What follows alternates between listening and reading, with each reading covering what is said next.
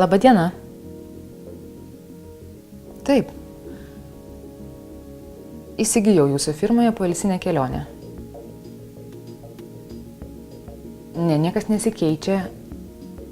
Keliausime vasario mėnesį, kaip planavome.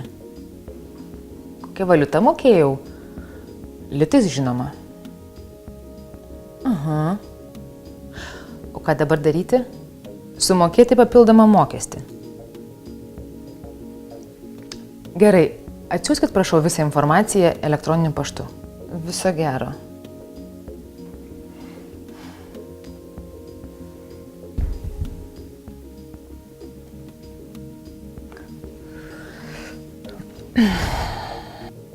Labas. Įsivaizduoji? Ką tik skambino iš kelionių agentūros. Kur pirkom kelionę? Prieš keletą mėnesių. Sakė, mokėjome litais, o keliausim po naujų metų, kai bus įvestas euras. Todėl reikia sumokėti kažkokį papildomą mokestį. Ką dabar daryti?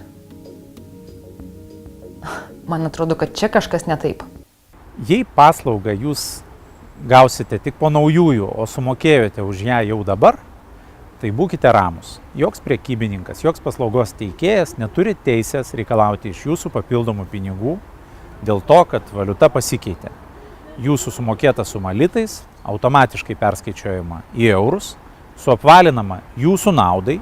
Jei prekybininkas norėtų iš jūsų už neva valiutos pasikeitimą dar paimti kokį nors papildomą mokestį, tai yra kuo puikiausias pagrindas jo veiksmus apskųsti.